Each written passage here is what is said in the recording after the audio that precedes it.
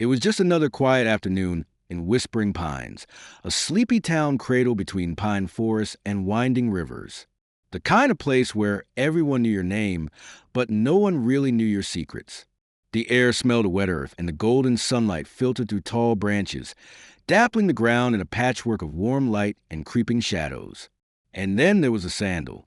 A single pink sandal, no bigger than a child's hand, bobbing in the river's slow current like a forgotten toy.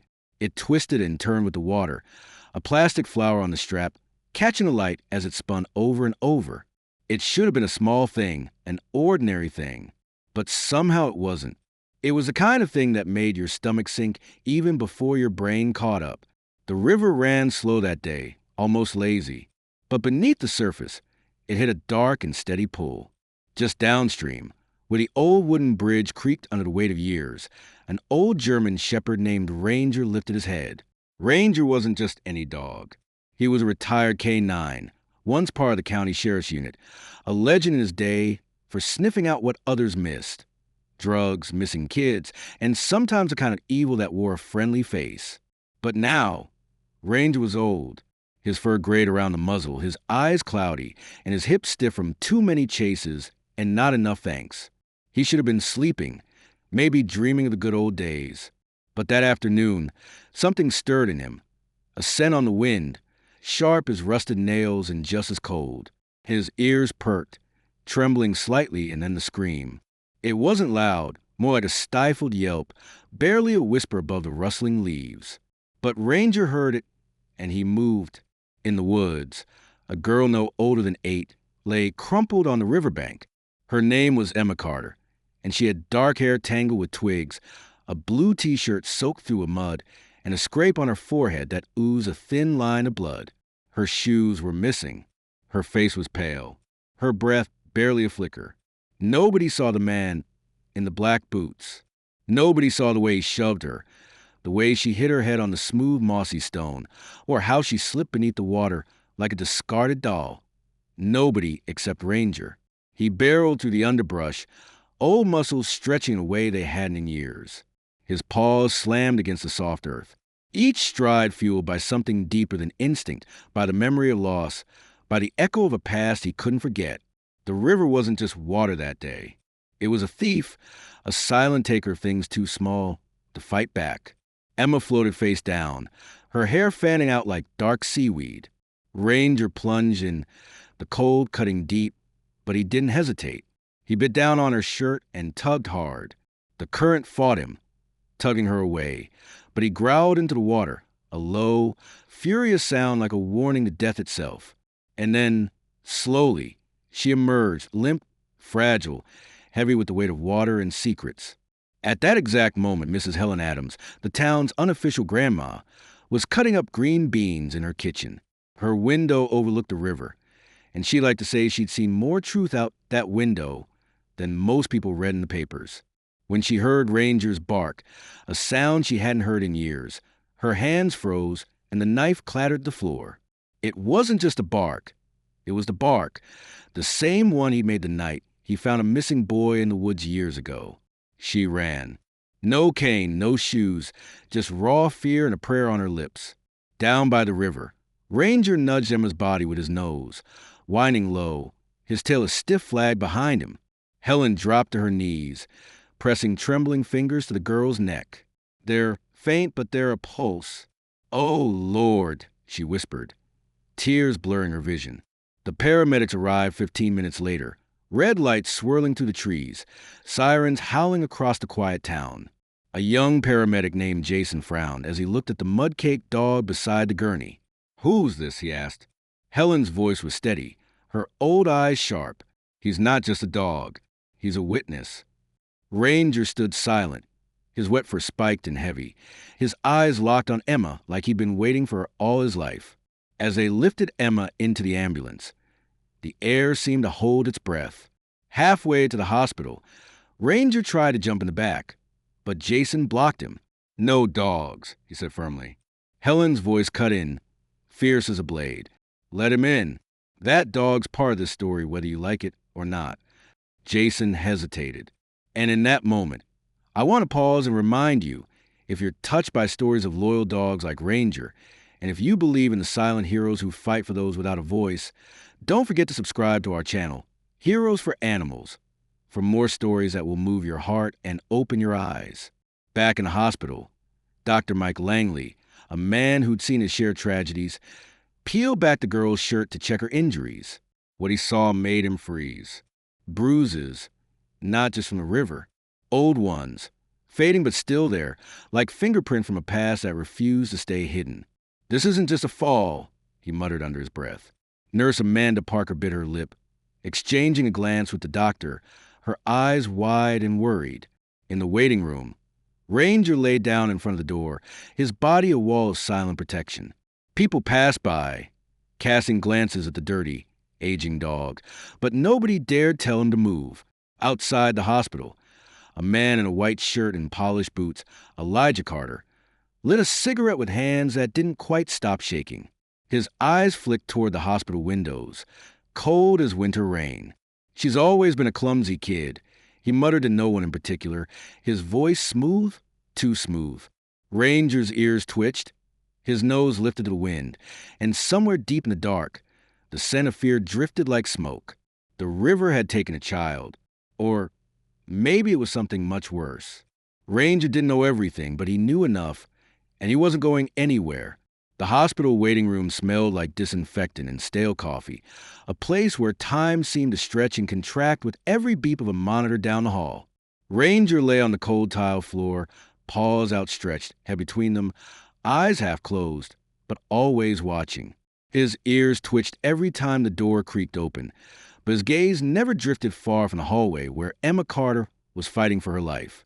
Sylvia Reynolds, the town social worker, stepped into the hospital with a notebook tucked under her arm, her hair pulled back in a tight bun that started to fray from the long day. She paused when she saw Ranger sprawl by the entrance, muddy, tired, but alert. For a second, she just looked at him, like the pieces of a puzzle were waiting to click into place. "You're the one they're talking about, huh?" she whispered, bending down to scratch gently behind his ears. Ranger didn't move, but a faint thump of his tail brushed against the floor. Elijah Carter was in the corner of the waiting room, seated in a plastic chair, his posture too relaxed, like he was trying too hard to look concerned. He sipped slowly from a styrofoam cup of coffee, his boots tapping a rhythm on the floor that didn't match the urgency of the situation. His eyes flicked up as Sylvia approached. "Mr. Carter," she began, flipping open her notebook, "can I ask you a few questions about what happened today?" He gave her a smile that didn't quite reach his eyes, a practiced, measured smile, the kind that worked on teachers and store clerks, maybe even the occasional sheriff's deputy. "Of course. Happy to help." Sylvia clicked her pen, her fingers steady. "You said Emma fell into the river while you were out walking." "That's right," Elijah said smoothly. "She's always been a curious one. Likes to wander off. Slipped on the rocks, I guess." Ranger's ears perked up, his eyes half-lidded, locked onto Elijah with quiet intensity, and his lip curled just slightly, a twitch that lasted less than a heartbeat. Sylvia noticed. "Funny thing," she said, her voice soft but firm. "Emma's 8. The rocks are slick down there. I've walked that trail myself, and I know it can be dangerous. But you didn't mention being down by the river earlier, when the sheriff first spoke to you." Elijah's smile twitched. "Guess I didn't think it mattered. Just try and get her help, you know." His tone was smooth, but there was a flicker of something underneath. Annoyance, maybe, or fear. Sylvia nodded slowly, jotting down a note. She could feel Ranger's gaze beside her, like the dog was trying to tell her something in the only way he knew how. Meanwhile, in the ER, Dr. Mike Langley was examining Emma. He frowned as he traced the bruises along her spine, faint but distinct, like fingerprints pressed into her skin. He'd seen this pattern before, not from a fall, not from a slip into the river. These were the kind of marks that came from something or someone grabbing, holding too tight, squeezing where they shouldn't. Amanda, the nurse, looked up at him with wide eyes. "Doctor, you see this?" "I see it," he muttered, his jaw tight. But outside the exam room, there was no proof, no witness, just an old dog and a river that wouldn't talk. When Emma was finally stable, they moved her to a room with pale yellow walls and a single window that overlooked the parking lot. Sylvia stood quietly by the doorway, her eyes on the little girl who lay so still, her small chest rising and falling like the flutter of a paper kite.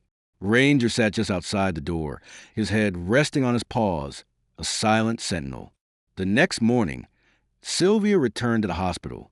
Ranger was still there, as if he hadn't left all night. A small stack of paperwork waited on her desk.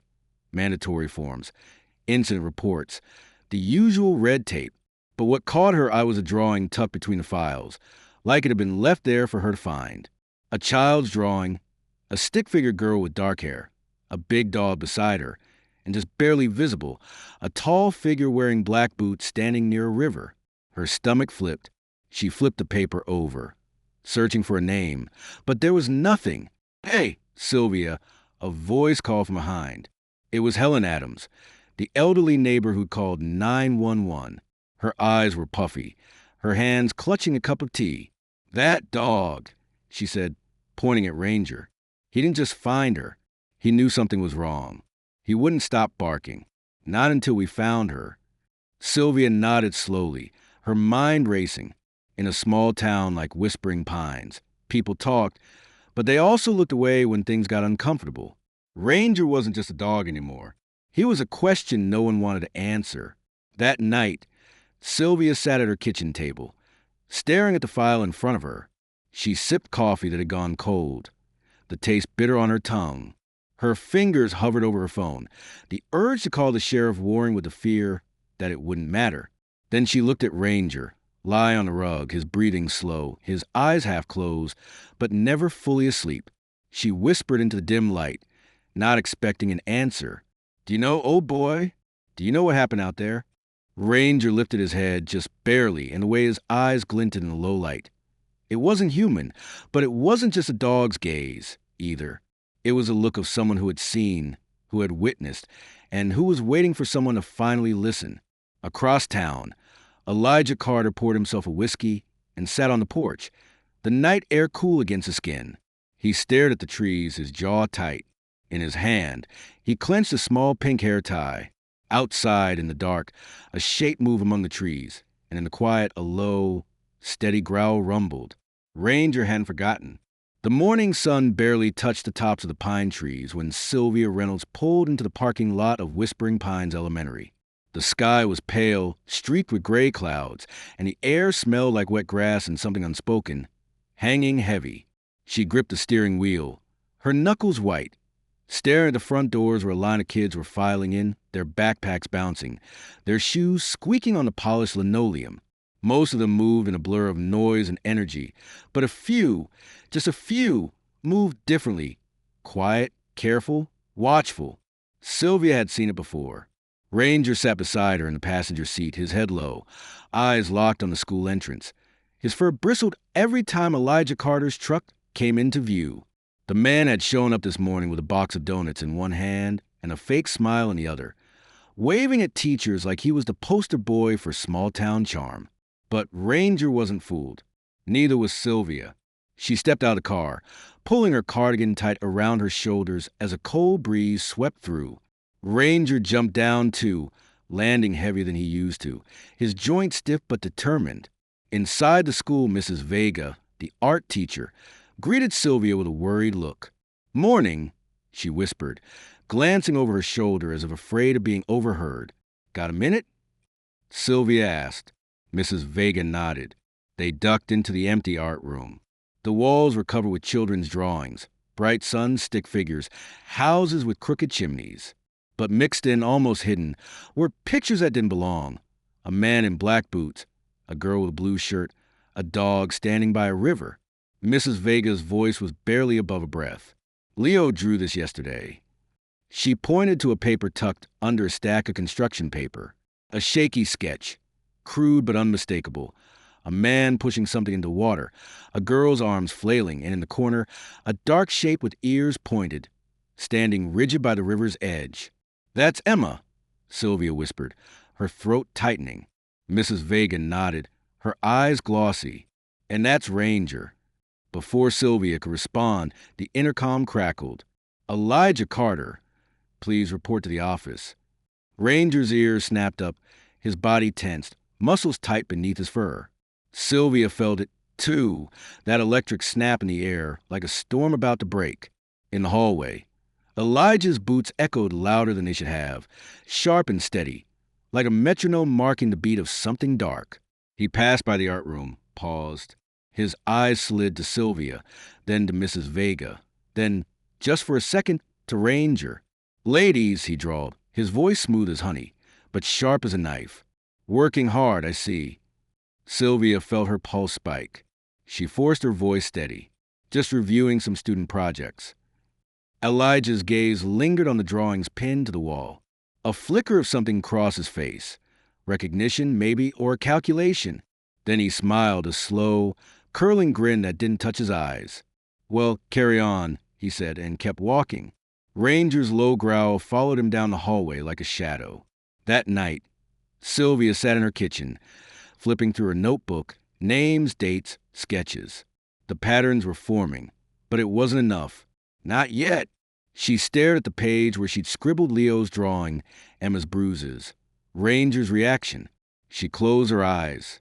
The sound of a truck door slamming snapped her out of it. She peeked through the curtains. Elijah Carter stood outside his house across the street, pacing under the porch light. He had a cigarette clenched between his teeth, the smoke curling around his face like a mask. Ranger, lying by the door, growled low, deep in his chest. Sylvia's breath caught. "He knows," she whispered, barely a sound. The next morning at the hospital, Emma stirred. Her eyelids fluttered, her small fingers twitching like they were reaching for something. Sylvia was there, notebook in hand, waiting. Dr. Langley nodded at her, his face a mix of hope and worry. Emma's voice was a dry whisper, barely audible. "Tajo," she breathed, her eyes glassy but searching. Sylvia blinked. "Who's Tajo, honey?" Emma's lips trembled. The dog at the river. Ranger. Sylvia's heart thumped, so hard it hurt. She leaned in gently. "Emma, can you tell me who hurt you?" Emma's eyes fluttered close again, but her hand moved, gripping the sheet. Her small fingers traced something invisible. 2 lines, then a curve, then a dot. Sylvia understood. Boots. Black boots. Later that day, Sylvia went back to Whispering Pines Elementary. She sat with Leo in the art room, her voice soft, her posture relaxed. "Leo, can you tell me what you saw?" Leo didn't speak. He never did. But he opened his sketchbook. Page after page of drawings. Boots, a river, a dog, a man's face, drawn over and over, always the same hollow eyes and the shadow of a cigarette in his mouth. Sylvia's hands shook as she flipped through them. Ranger sat by her feet, watching the boy with a quiet, unwavering gaze. Leo looked down at Ranger. His lips moved, just barely. "He was there," he whispered. "The dog saw." Sylvia froze. "What did the dog see, Leo?" Leo looked up, his eyes dark and serious. He saw what they did to Emma. That night, Ranger sat by the door again, his body still, his eyes fixed on the shadows outside. Elijah Carter's truck idled on the street, the headlights cutting across the lawn like searchlights. He didn't get out, just sat there, smoking, staring. Ranger growled, a deep, bone-shaking sound that rolled through the quiet like a storm warning. Sylvia stood behind him, her hand resting on his head, feeling the tension coil beneath the fur. "We're getting close, boy," she whispered. Ranger's ears flicked. Outside, Elijah's cigarette flared bright, then dropped to the ground, a tiny red fading into the night. The wind picked up, carried with it the scent of pine, and something else, something like smoke and old secrets. And in the dark, Ranger didn't move. The wind had picked up overnight, rattling the windows and bending the trees outside Sylvia's house. By morning, the air smelled sharp, like pine needles crushed under boots, like secrets buried in damp earth. Sylvia sat at her kitchen table, a cup of coffee growing cold between her hands. Ranger lay by the door, his head on his paws, eyes half closed, but twitching at every sound. The house was quiet, but it wasn't peaceful. It was the kind of quiet that hummed with things left unsaid. Sylvia glanced at her notes, flipping through pages of names, times, and sketches. The edges were worn, smudged by her fingers, and the words felt heavier each time she read them. Emma, Leo, black boots, the river, ranger. A soft knock at the door startled her. When she opened it, Mrs. Vega stood on the porch, holding a folder tight to her chest. Her face was pale, her lips pressed into a thin line. "Can I come in?" she asked. Sylvia nodded, stepping aside. They sat together, neither speaking at first. The folder sat between them like a weight. Ranger shifted, his tail tapping once against the floor before settling. Mrs. Vega finally spoke, her voice low. "I need you to see these." She opened the folder, revealing a stack of drawings, more than Sylvia expected. Each one was similar. A tall figure with dark boots, a child, a river, and always a dog. Sylvia's breath caught. Who drew these? Mrs. Vega hesitated. Different kids, not just Leo. There's Sophia, Jessie, even little Mia in second grade. They've all drawn some version of the same thing. Sylvia felt the chill rise in her chest, a cold thread winding tight. "It's not just Emma," she whispered. Mrs. Vega shook her head, her fingers trembling as she flipped to the last page, a drawing of Ranger standing at the edge of the water, barking at a shadow with no face. Sylvia closed her eyes for a moment, breathing deep. When she opened them, Ranger was watching her, his gaze steady and sharp, as if waiting for her to catch up. She ran her hand through her hair. "This isn't just a coincidence." "No," Mrs. Vega said quietly. "It's not." Just then, Sylvia's phone buzzed. It was a message from the sheriff's office, one of those generic updates sent out to community leaders. But the wording made her freeze. Elijah Carter has been cleared of all suspicion in the Carter case. Case officially closed. No further action required. Sylvia's hands tightened around the phone, her knuckles turning white. Mrs. Vega stared at her. "They're closing it." Sylvia nodded, her voice low and tight. "Not if I have anything to say about it." She stood abruptly, pacing the room. Ranger rose too, stretching stiff legs, his tail low. Mrs. Vega hesitated. "Sylvia, what are you going to do?" Sylvia's voice was soft, but her eyes burned. "I'm going to listen to them, to the kids, and to him." She nodded toward Ranger. That evening, Sylvia sat in her car outside Elijah Carter's house. The porch light was off, but a faint glow seeped through the curtains. His truck was parked at an angle in the driveway, the front left tire on the grass, like he hadn't cared to park straight. Sylvia's heart pounded. She watched the shadows in the windows, her fingers tapping a restless rhythm on the steering wheel. Ranger sat in the back seat, silent but alert. His ears pricked forward, his body tense, ready. And then it happened. The door creaked open and Elijah stepped out. He was wearing a jacket over a flannel shirt, the same black boots as always. He looked around, his head jerking slightly, like a man checking if the coast was clear. But Ranger was already on his feet, growling low, the sound vibrating through the car. Sylvia's breath caught. She opened the door slowly, careful not to slam it. Ranger leapt out first, hitting the ground with a thud, his body a dark shadow against the porch light. Elijah froze.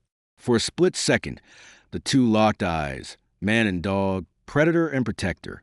Elijah's expression twisted, a flash of something feral and mean flickering across his face.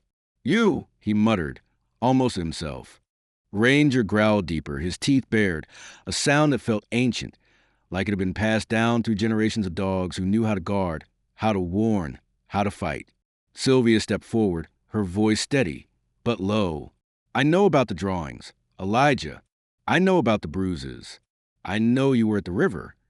Elijah's face darkened, his hands clenching into fists. "You're stirring up trouble where there isn't any," he hissed. Ranger took a step closer, the growl rising. "Elijah," Sylvia said quietly, "I'm not the one you should be worried about." Ranger lunged, not at Elijah, but past him to the side yard where the fence sagged. His nose pressed to the ground, snuffling, tail stiff, body rigid. Sylvia followed, her heart racing.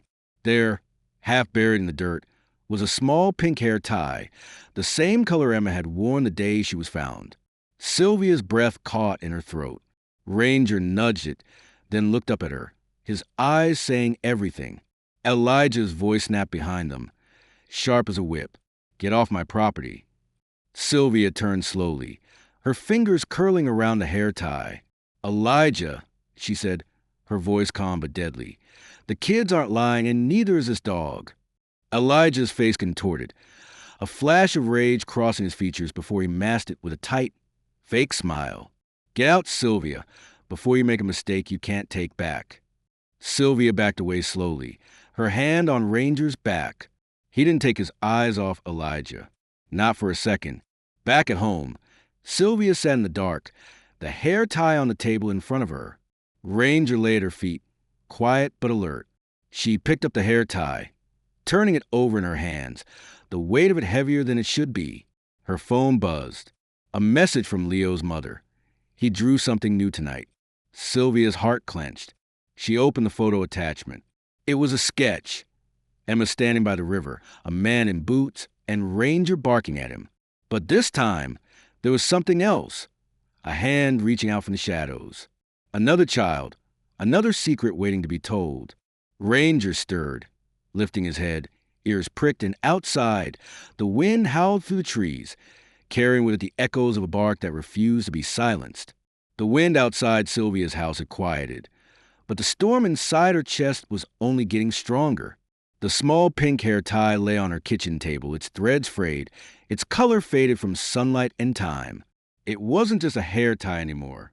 It was a thread, a connection between Emma, the other kids, and the dark truth she could feel pulsing just beneath the surface of whispering pines. Ranger lay curled at Sylvia's feet, his breathing slow, but his eyes sharp, always sharp. Every so often, his ears twitched at some noise only he could hear. A creak in the floorboards, a branch brushing the window, the distant growl of a pickup truck's engine revving in the night. The photo Leo's mom had sent still glowed on Sylvia's phone screen. A simple drawing, but it hit harder than any police report ever could. Emma by the river, a man with boots, another child hidden in the shadows, and Ranger barking with all his might. It wasn't just Emma. There were more. The next morning, Sylvia walked into the sheriff's office with Ranger at her side. The receptionist, a young woman named Carly, looked up from her desk, startled. "You can't have a dog in here, ma'am," she said, eyes wide. Sylvia didn't flinch. "He's a witness," she said simply. Sheriff Tom Weller leaned back in his chair when Sylvia entered his office, arms crossed over his chest, his badge glinting in the light. "What's this about, Sylvia?" he asked, his voice a mix of weariness and warning. Sylvia set the hair tie down on his desk. This was buried in Elijah Carter's yard. The kids' drawings match. Emma's bruises. Leo's sketches. Ranger's behavior. You know there's something going on here. Tom rubbed his temples, exhaling slowly. "Sylvia, you're chasing shadows.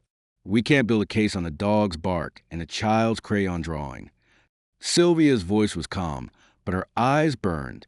"No, Tom, you're not building a case because you don't want to, because Elijah Carter's been part of this town forever.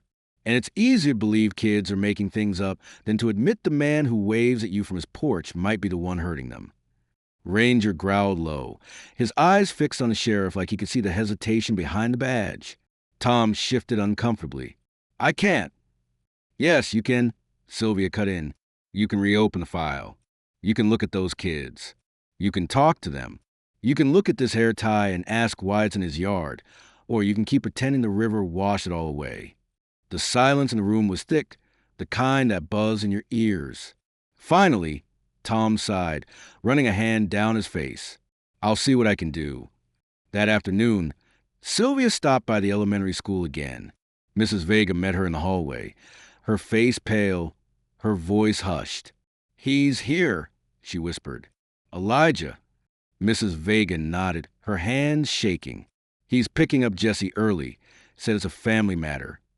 Sylvia's heart dropped into her stomach. She turned, moving fast down the hall, Ranger trotting close at her side. They reached the front office just as Elijah was signing the clipboard, Jesse standing beside him, clutching his backpack like a lifeline. "Elijah," Sylvia said, her voice sharp. He looked up, his smile tight. "Sylvia, didn't expect to see you here." Ranger let out a low, steady growl, his hackles raised, his eyes locked onto Elijah, like a predator sizing up a threat. "Jesse," Sylvia said gently, kneeling down. "Hey, buddy, you okay?" Jesse wouldn't meet her eyes. His fingers tightened on the strap of his bag, his knuckles white.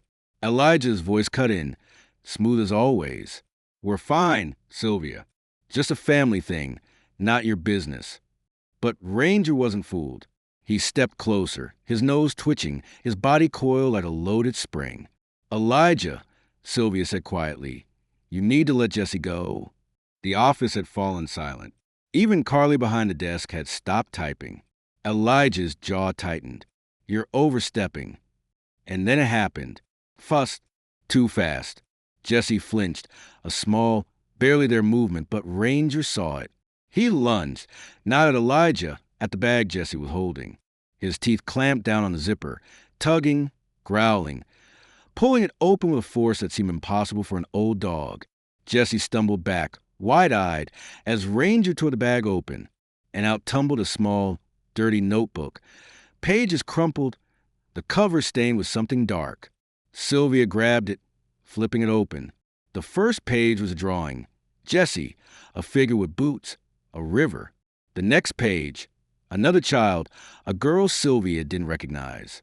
And then another, dozens of pages, dozens of kids. The office erupted in voices. Mrs. Vega gasping, Carly standing, Jesse crying softly, Elijah's voice rising in protest, his face red and twisted. "Enough!" Tom's voice thundered from the doorway. He'd come in unseen, but he was here now, his face pale as he took in scene. Sylvia looked up, her voice steady. "This is what you missed, Tom. What we all missed." Ranger stood by her side, his body still, his eyes sharp. Tom swallowed hard, his jaw tight. "Elijah Carter, you're coming with me." Elijah protested, his voice a venomous hiss. But Tom was already cuffing him, reading him his rights. Sylvia knelt in front of Jesse, her voice soft. "It's okay, Jesse. You're safe now." Ranger licked the boy's hand gently, and for the first time, Jesse met Sylvia's eyes, a tear sliding down his cheek. The silence had broken. Later that night, Sylvia sat at her kitchen table, the notebook open in front of her. Ranger lay at her feet, his breathing slow, his body relaxed for the first time in what felt like forever. She traced the drawings with her fingers, feeling the weight of each line, each shape, each story told in a child's quiet way. She knew it wasn't over. Not yet. But for the first time in a long time, she felt like maybe, just maybe, the tide was turning. Ranger lifted his head, his eyes meeting hers. "Good boy," she whispered. Outside, the wind whispered through the trees, and somewhere in the dark, the river ran slow, carrying away the weight of too many secrets as the town of Whispering Pines exhaled. It was a quiet morning in Whispering Pines, the kind that felt like the world had taken a deep breath and held it. The trees swayed gently in the breeze, and the river hummed its slow, steady song, as if the earth itself had been waiting for this moment. At Sylvia's kitchen table, the notebook Jesse had clutched like a shield lay open. Page after page, drawings, small hands pressing hard on the crayons, shaping the truth in ways they couldn't say out loud. A figure with boots, a river, a dog, and always the dog. Ranger lay nearby, his body still but alert, his ears twitching at every shift of wind. His eyes were half closed, but his breathing, steady, deep, felt like a quiet drumbeat, a promise. Sylvia knew this wasn't over, but the pieces had finally started to fit. The sheriff had Elijah Carter in custody, and Tom had promised to push the investigation further this time. The notebook, the drawings, the bruises, the hair tie, all of it was adding up to something too big to ignore. And yet, even with Elijah gone, the weight in Sylvia's chest hadn't lifted. Not yet. That afternoon, she visited the hospital. Emma was sitting up now, propped against pillows, her small hands folded in her lap. She looked out the window, watching the autumn leaves drift down like feathers. Sylvia knocked gently before entering, and Emma turned her head, her eyes soft but still shadowed. "Hi, Emma," Sylvia said, sitting beside her. "Hi." They sat in quiet for a long moment, the hum of machines and the distant footsteps of nurses filling the space between them. "Do you remember the dog who found you?" Sylvia asked softly. Emma's lips curved into the smallest smile. Ranger, she whispered. Sylvia nodded. He's been looking out for you. For a lot of kids, I think. Emma's eyes grew wide, and she nodded slowly. I think he hears things people don't, she said, her voice barely a breath. Sylvia swallowed, her throat tight. I think you're right. That evening, back at home, Sylvia sat on the porch, Ranger resting at her feet. The sun was setting, casting long shadows across the yard. The town felt different, not fixed, not whole, but maybe, just maybe, a little less broken. Mrs. Vega stopped by, carrying a casserole dish and a bottle of sweet tea. She sat down beside Sylvia, letting out a tired sigh. We did something good, didn't we? She asked, her voice hopeful but worn. Sylvia nodded slowly. We started something. The rest, the entree. The rest is up to you. Sylvia nodded, her voice steady. And we need to keep going for them. Mrs. Vega exhaled, her eyes glistening. For all of them. They sat in silence for a moment, the weight of the truth settling between them. Ranger's tail thumped softly against the porch, a quiet reminder of his role in breaking that silence. At the town hall meeting a few days later, the community gathered, parents, teachers, kids. Sheriff Tom Weller stood at the front, his voice steady as he shared the details of the case. The arrests, the evidence, the silent stories told through drawings. Sylvia stood too, her hands folded tightly in front of her. She told them what she'd seen, what the kids had told her, what the dog had shown them. She spoke of Emma, of Leo, of the notebook that had been hidden for too long. And she told them about Ranger. The room was quiet, the kind of quiet that wraps around you like a blanket when you're finally ready to listen. Then a small voice broke the silence. I drew the man, too, a little girl said, standing by her mother's side, her voice shaking. Another boy raised his hand, and another, dozens of small voices, each carrying a piece of story that had been buried. Sylvia felt her chest tighten, her eyes stinging. This was what it meant to be heard. After the meeting, Ranger lay at the edge of the stage, watching the kids as they trickled out, some stopping to pet him, their small hands brushing over his fur like a thank you they didn't have words for. Later that night, Sylvia sat in her living room, the quiet now feeling like a friend instead of an enemy. Ranger was curled up by the fire, his breathing soft, his body relaxed in a way it hadn't been in months. She reached down and scratched behind his ears, her voice barely a whisper. You did good. Oh boy, you did real good. Ranger opened one eye, his tail thumping once against the floor. The next morning, a small ceremony was held at the riverbank, the place where it all began. The townsfolk gathered, holding candles, some in tears, some holding each other's hands. Sylvia stood at the front, a simple stone in her hand. She knelt by the water's edge and placed the stone in the dirt. It was smooth, simple, but the words etched into it held the weight of the whole town's silence breaking. Here barked the truth no one else dared to say. The kids placed flowers, wild daisies, dandelions, small scraps of paper with their names. And when the last person had gone, Sylvia and Ranger stayed. They sat in the quiet, the wind in the trees, the soft lap of water against the shore. Sylvia leaned her head back, watching the clouds drift by, and for the first time in what felt like forever, she let herself breathe deep. She reached down, resting her hand on Ranger's back, feeling the rise and fall of his breath, slow and steady. Thank you, she whispered, not just to him, but to the kids, to the town, and maybe even to the river itself. Ranger didn't move, but she felt the warmth of him beside her, the quiet strength that had carried them through. And so the town of Whispering Pines carried on. The river still ran, the trees still whispered, and the kids were finally heard. And somewhere in the quiet moments, when the wind shifted just right, you could still hear it, a low, steady bark, a promise that no matter what, someone would always be listening. Thank you for following the story of courage, truth, and the loyalty of a dog who never stopped fighting for what was right. Before you go, let me ask you, have you ever felt like your voice didn't matter until someone or something reminded you that it did? Let's remember that every voice counts, even the smallest ones.